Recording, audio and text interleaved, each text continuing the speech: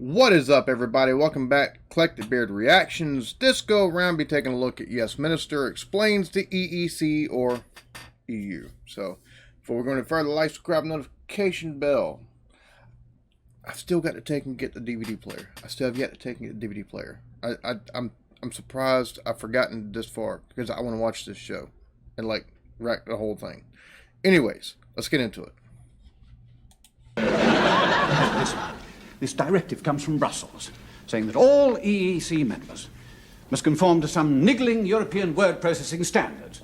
That we have to agree to the plans of masses of European word processing committees at the forthcoming European Word Processing Conference in Brussels.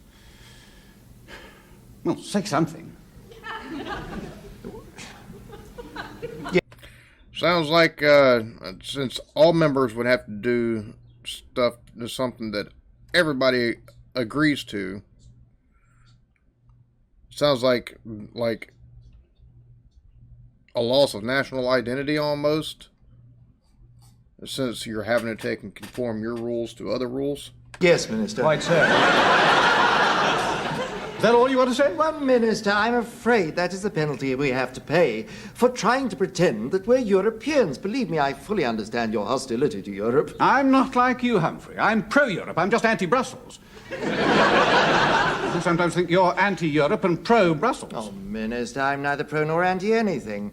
I'm merely a humble vessel into which ministers pour the fruits of their deliberations. Humble vessel. But it could well be argued that given the absurdity of the whole European idea, that Brussels is in fact doing its best to defend the indefensible and to make the unworkable work. That is simply not true, Humphrey.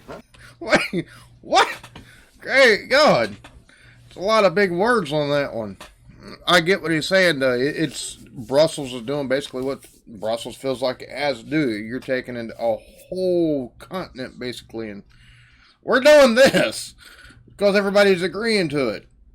He's trying to take the minister trying to keep the national identity, basically, is what it sounds like, because he's disagreeing with it completely. I don't want to sound pompous, but the European idea is our best hope of avoiding narrow national self-interest. That doesn't sound pompous, Minister. Good. Merely inaccurate. Hold on, wait. I don't want to sound pompous, but the European idea is our best hope of avoiding narrow national self-interest. That doesn't sound pompous, Minister. Good. Merely inaccurate. Listen, humble vessel. Europe is a community of nations dedicated towards one goal. Oh. So may we share the joke, Humphrey? Oh, Minister. Now, let's look at this objectively. It is a game played for national interests and always was. Why do you suppose we went into it? To strengthen the brotherhood of free Western nations. Oh, really? We went in to screw the French by splitting them off from the Germans. Oh, Jesus Christ. So it's a national against shared interest and just... Oh, my God.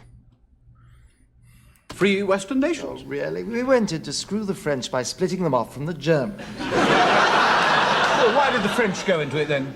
Well, to protect their inefficient farmers from commercial competition. It certainly doesn't apply to the Germans. No, they went in to cleanse themselves of genocide and apply for readmission to the human race.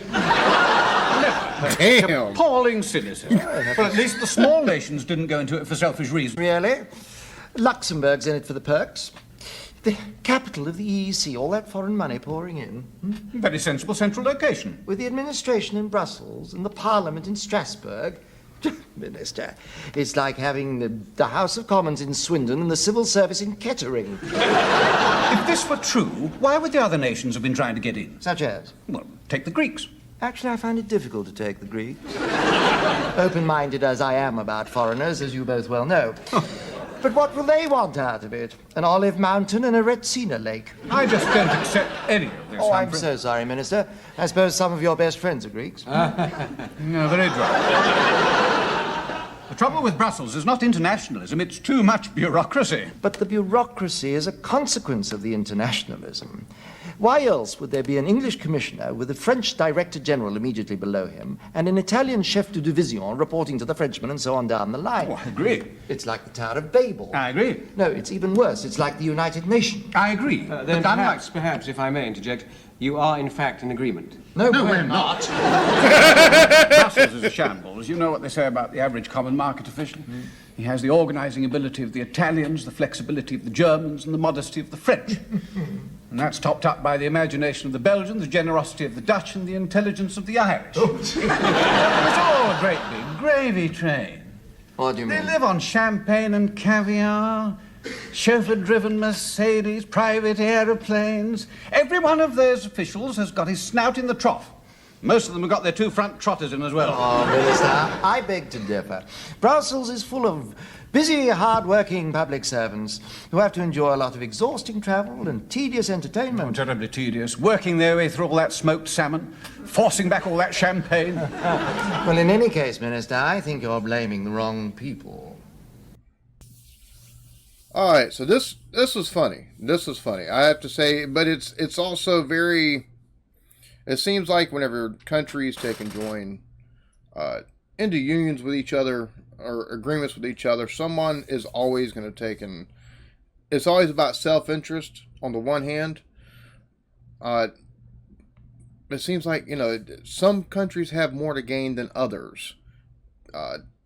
It seems like with this, it's kind of hard to tell if they were for or against it, other than the fact that their national interest wasn't being served with whatever was being, whatever rule Brussels had just made, and that's the whole rub on all of it. Not everything is going to serve your national interest, but the interest of the whole. And sometimes that's not the best for you. So, yeah, this is I've got to take and get a DVD player finally, so I've got the series of this and Yes, Prime Minister, so I can react to the whole series. Yeah, I enjoyed this. Y'all be good to each other. Love yourselves. Peace.